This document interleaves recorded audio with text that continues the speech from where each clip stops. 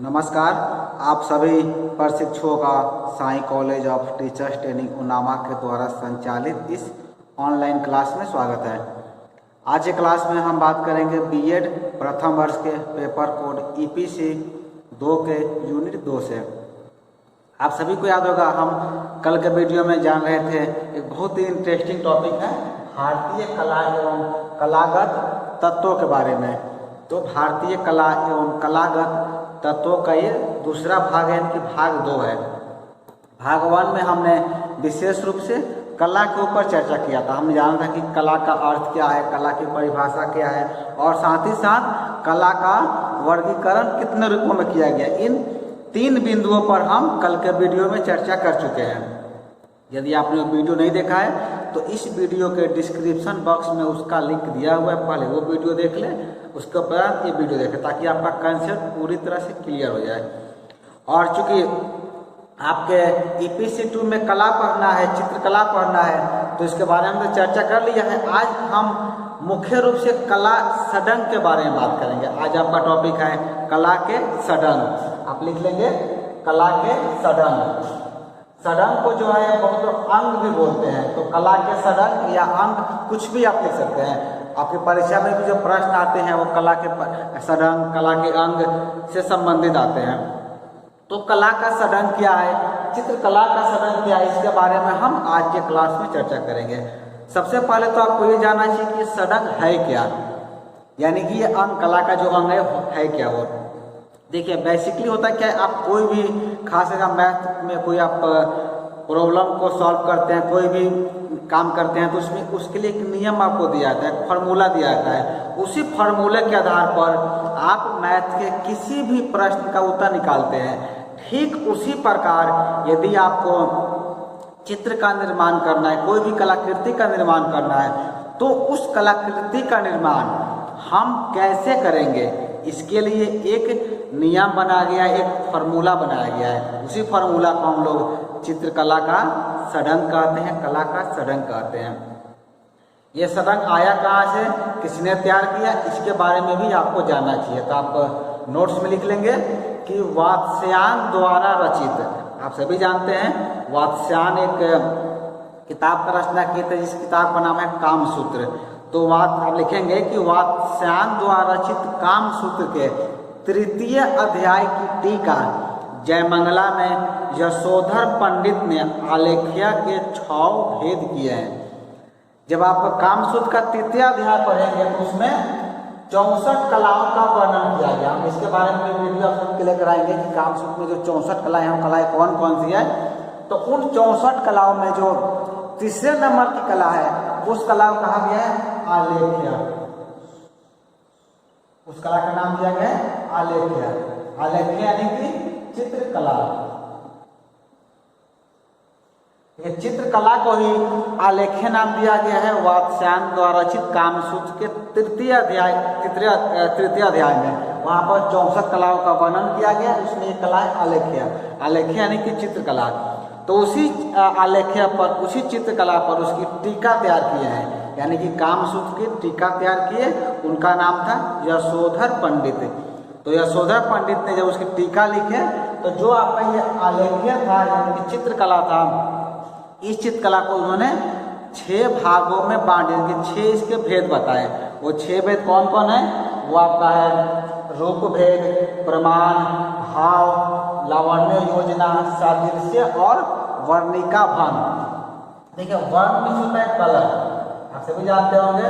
वर्णिका भंग यानी कलर हम कैसे करेंगे, चित्र में रंग कैसे भरेंगे, इसके बारे में उन्होंने बताया है। इसके बारे में हम चर्चा करेंगे आगे। तो उन्होंने जो ये 6 नियम दिए, इसके लिए एक फार्मूला दिया, एक नियम दिया है। वो कहते हैं कि रूप भेदा प्रमाणानि भाव लावण्य योजनम सादृश्य वर्णिका भंग इति चित्त सडंगम। ये जो है यशोधर पंडित जी के द्वारा कहा गया है।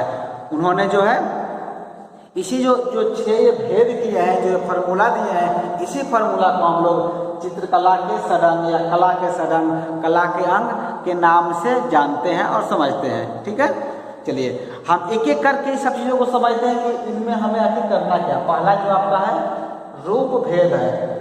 यानी कि जो कला के सदन का जो 6 पार्ट उन्होंने दिया है, पहले पार्ट को नाम देते हैं रूप भेद। रूप भेद यानी कि रूप भेद के द्वारा हमें चित्र की भिन्नता प्रकट होती है।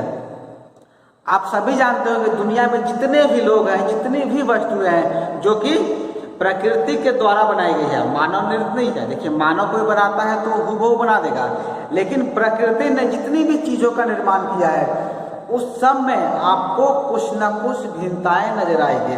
आप किसी भी इंसान को ले लीजिए, इतने इंसान है, सभी इंसान में आपको कुछ न कुछ जरूर भिन्नता है। तो वो जो भिन्नता है, जो रूप में भेद है, उसी भेद को जो है वो नाम देते हैं रूप भेद। जब हम चित्र का निर्माण करेंगे तो अपने प्रत्येक चित्र में हम जितनी भी आकृतियाँ बनाएंगे, सभी आकृतियों में हमें भिन्नता होनी चाहिए। उसी भिन्नता को ही वो जो आपके यशोदा पंडित हैं, उन्होंने रूप भेद के नाम से इसे जगह दिया है। कामसूत्र की टीका जय मंगला में, ये आपको याद रखना है, ठीक है ना। कामसूत्र की टीका जय मंगला में हमें क्या मिलता है? हमें चित्रकला सदन के 6 नियम मिलते हैं, जिसका पहला नियम है रूप भेद। रूप भेद यानी कि रूप भेद के द्वारा चित्र की भिन्नता प्रकट की जाती है। इसके उपरांत दूसरा आपका है, दूसरा को बोलते हैं प्रमाण। प्रमाण यानी कि कोई भी चीज़ों का सटीक माप, इसके द्वारा जो है चित्र की लंबाई, चौड़ाई, मोटाई तथा दूरी का पता चलता है। प्रमाण के द्वारा जो है हम चित्र को सही स्थान देते हैं। जैसे मैंने आपको शुरू में कहा था वीडियो में कि हम नियम जानेंगे। कोई भी चीज़ बनाने का, क्रिएट करने का एक फार्मूला होता है, एक नियम होता है। तो ये क्या है? आपका चित्र के बनाने का नियम है। पहला नियम है रूप भेद। आप जितनी भी चीज़ों का निर्माण करेंगे, जितनी भी आकृतियों का निर्माण करेंगे, सब में आपको भिन्नता देना है। ये पहला नियम है। दूसरा नियम यह है, दूसरा नियम का प्रमाण का है। प्रमाण यानी कि चित्र की लंबाई चौड़ाई कितनी होनी चाहिए। कोई भी आप वस्तु बना रहे हैं तो उसकी मोटाई कितना रखेंगे, कहाँ पर किस चीज़ों को बनाएंगे, कितना बड़ा कितना छोटा बनाएंगे, दूरी का पता चल सके। क्योंकि हम प्रमाण के द्वारा क्या करते हैं? अपने चित्र को एक सही स्थान देते हैं। सही स्थान देने का अर्थ यह होता है कि आप चित्र का जब निर्माण करते हैं तो किस वस्तु को कहाँ पर रखेंगे, कितना बड़ा बनाएंगे, कितना छोटा बनाएंगे, किसको हाईलाइट रखना है, किसको हमको बैकग्राउंड में रखना है, किसको फोरग्राउंड में रखना है, इन सभी का ध्यान हम सटीक अनुपात के द्वारा चित्रों का निर्माण करते हैं। इसे उन्होंने प्रमाण नाम दिया है। इसको उपरांत तीसरा है, जिसको बोलते हैं भाव। भाव के द्वारा जो है भावनाओं की अभिव्यक्ति की जाती है, यानी कि प्रस्तुतिकरण की जाती है। इसके द्वारा रस की भी अभिव्यक्ति की जाती है, क्योंकि रस आनंद प्रदान करते हैं। देखिए, जब तक चित्र में वो भाव नहीं रहेगा, वो इमोशन नहीं रहेगा, जब तक चित्रों में सजीवता नहीं आ पाती है। तो यहाँ पर हम देख रहे हैं कि सदन के तीसरे रूप में जो है, तीसरे फार्मूला में भाव के बारे में हमें पढ़ना है। भाव के द्वारा भाव को अपने हम चित्रों में निरूपित करेंगे, तभी आपके चित्र में रस की प्राप्ति होगी। रस के द्वारा ही हमें आनंद की भी प्राप्ति होती है। आप सभी को पता होगा, जब कोई आप चित्र देखते हैं, चित्र का अवलोकन करते हैं, तो आप महसूस करते होंगे कि हम उस चित्र के उस भाव में खो जाते हैं। यानी कि चित्रकार ने जिस भाव से, जिस मेहनत से चित्रों का निर्माण किया है, जो उसकी भाव योजना है, उस भाव में एक दर्शक भी खो जाता है। तो वही भाव लाने का काम हम कहाँ सीखते हैं? आपके सदन के तीसरे भाग में, भाव में हम सीखते हैं। भाव को जो है चित्रों में निरूपित किया जाता है। भाव के बाद चौथा आपका इसे कहा था लावण्य योजना। लावण्य योजना के द्वारा जो है बाह्य सौंदर्य की अभिव्यक्ति की जाती है। ये कुछ चीज़ों का होता है बाहरी सौंदर्य, बाहरी से चीज़ों को हम कितना सुंदर दिखा पा रहे हैं। देखिए, ये क्या था? भाव मतलब इंटरनल, अंदर के सौंदर्य की बात हो रही थी। देखिए, इंसान के अंदर दो भाव होते हैं। उसका इंटरनल भाव होता है, तो उसका एक्सटर्नल भाव होता है। इंटरनल और एक्सटर्नल यानी कि आंतरिक और बाह्य। आप अंदर से कितने सुंदर हैं और बाहर से कितने सुंदर हैं, इन दोनों चीज़ों को दिखाना होता है। भाव में जो है अंदर के सौंदर्य की बात करते हैं, और लावण्य योजना में हम उस वस्तु के बाह्य सौंदर्य की अभिव्यक्ति की जाती है। जब हम चित्रों का निर्माण करते हैं तो चेहरे पर तो एक बेहतर भाव दिखाते ही हैं और साथ ही साथ बाहरी रूप में भी उसे एक सुंदर अभिव्यक्ति प्रदान की जाती है, जो कि हमें सदन के चौथे लावण्य योजना में देखने को मिलता है। इसके उपरांत जो है पांचवा, इसको पांचवा बोलते हैं सादृश्य। सादृश्य यानी कि अर्थ है कि सादृश्य के द्वारा जो है आकृति की समानता प्रकट की जाती है, यानी कि जो चीज जैसी दिख रही है वैसी ही होनी चाहिए। अब देखिए यहाँ पर आप अगर ध्यान दिए होंगे तो पहला है रूप भेद। रूप भेद यानी कि रूप में भिन्नता, और पांचवें में बात की जा रही है सादृश्य की। सादृश्य यानी कि जैसा चीजें दिख रही है हमें वैसी ही निर्मित करनी है। देखिए दोनों में आपको बहुत ज्यादा कंफ्यूज नहीं करना है। रूप भेद का अर्थ होता है कि हम एक साथ कई सारे रूपों का निर्माण करते हैं, तो उन सभी रूपों में, उन सभी आकृतियों में हमें भिन्नताएं नजर आनी चाहिए, हमें एक जैसा निर्मित नहीं करना है।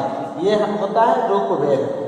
और सादृश्य में क्या होता है, यदि हम किसी चीज का आकृति का निर्माण कर रहे हैं, मान लीजिए कि हम किसी का पोर्ट्रेट बना रहे हैं, व्यक्ति चित्र बना रहे हैं, तो व्यक्ति मेरे सामने बैठा है और उसे देख हम निरूपित कर रहे हैं, या फिर मेरे सामने जो भी वस्तु दिख रही है, यदि उन सभी का हम अंकन कर रहे हैं तो हमें क्या करना है, हमें सादृश्यपूर्ण चित्रों का निर्माण करना है।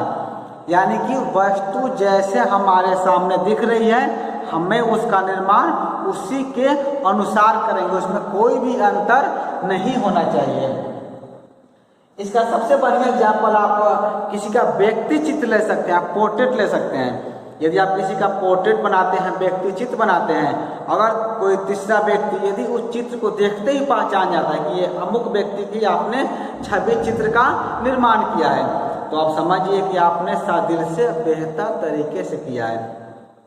यदि उस चित्र को देखने के बाद भी यदि कोई व्यक्ति उसको ये नहीं पहचान पाता है कि आपने किनका निर्माण किया है, किस व्यक्ति को बनाया है, तो आपने सादृश्य का अंकन बेहतर तरीके से नहीं किया है।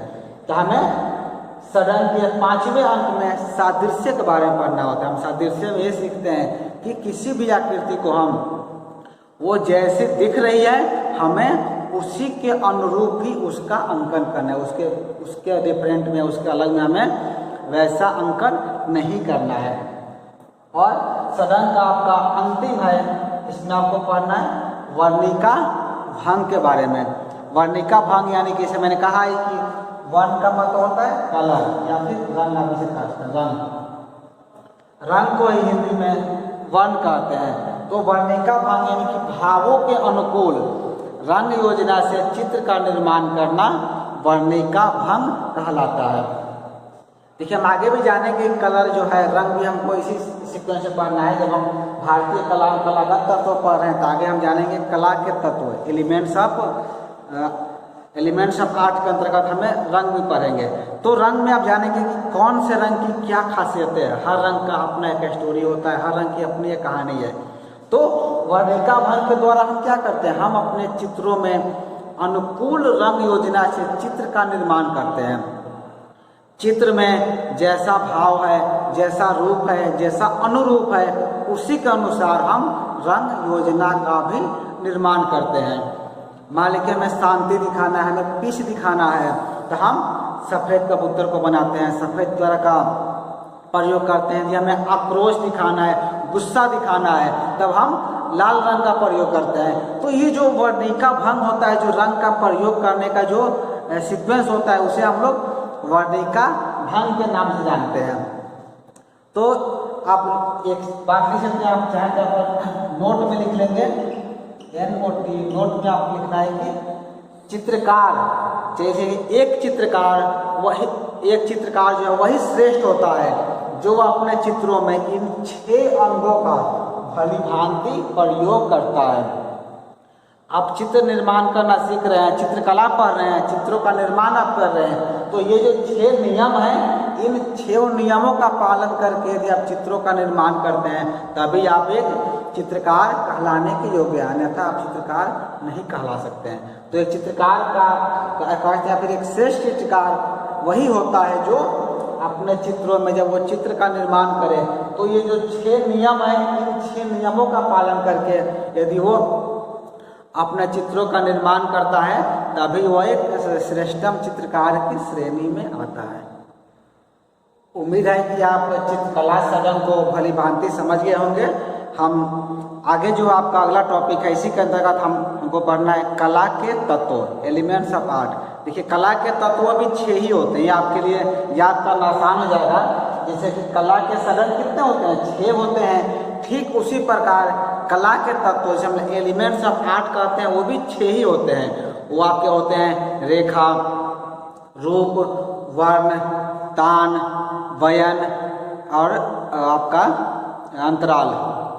चूँकि आज का क्लास लंबा हो जाएगा इसलिए इन 6 के बारे में जो है हम कल के वीडियो में कल के बारे में चर्चा करेंगे। फिलहाल आप नोट कर लीजिए कला के तत्वों में जो 6 तत्व होते हैं, इन 6 तत्वों के बारे में एक एक करके हम कल के वीडियो में डिफाइन करेंगे।